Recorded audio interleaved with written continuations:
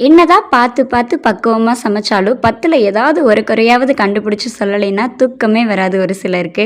அந்த மாரி தான் எங்க வீட்ல எங்க அம்மா எப்படி சமைச்சாலும் நான் ஏதாவது ஒரு குறை சொல்லிட்டே இருப்பேன் கல்யாணத்துக்கு முன்னாடிலாம். பட் எங்க அம்மாலாம் இத காதுலயே வாங்கிக்க மாட்டாங்க. "உனக்கு வேணும்னா நீ எந்திரிச்சு காலையில சமைச்சுக்கோ" அப்படின்னு ஒரே வார்த்தையில சொல்லிருவாங்க. அப்பலாம் 2 பேருக்கும் அக்கா, தங்கச்சி மாரி சண்டை தான் வரும். இந்த டைம்லலாம் எங்க பாட்டி தான் வந்து எங்களுக்கு அம்மாவா இருந்து ப்ராப்ளம்லாம் சால்வ் பண்ணுவாங்க. அதே மாதிரி பிஃபோர் மேரேஜ்லாம் சின்ன சின்ன வெரைட்டி ரைஸ்லாம் மட்டும் தான் செய்ய தெரியும். குழம்பெல்லாம் வைக்க தெரியாது. ஆஃப்டர் மேரேஜ் நான் குழம்பு வச்சு பழகுறப்ப நல்லாவே இருக்காது கண்டிப்பாக. அந்த டைம்லலாம் என் ஹஸ்பண்ட் வந்து எதுவுமே சொல்ல மாட்டாங்க. நெக்ஸ்ட் டைம் இதெல்லாம் மட்டும் கரெக்ட் பண்ணிக்கோ அப்படின்னு மட்டும்தான் சொல்லுவாங்க. இப்போ தான் ஒன்று புரிஞ்சது, ஒருத்தர் நமக்காக செய்கிற ஒரு விஷயத்த வந்து குறை சொல்லாமல் அதை வந்து இப்படி செய்யுங்கன்னு வந்து பொறுமையாக சொல்லலான்னு. இதே மாதிரி குக்கிங்கில் நீங்கள் சொதப்புனீங்கன்னா எதுவும் சொல்லாமல் உங்கள் வீட்டில் சாப்பிட்டுப்பாங்களா இல்லை கண்டிப்பாக குறை சொல்லுவாங்களான்னு ஒரு கமெண்ட் பண்ணுங்கள். மீன்வாயில் நேற்று நைட் டின்னருக்கு வந்து சப்பாத்தியும் அதுக்கு சைட் டிஷ்ஷாக புதினா போட்டு முட்டை கிரேவி தான் ரெடி பண்ணியிருந்தேன். சூப்பராக டின்னரும் சாப்பிட்டாச்சு.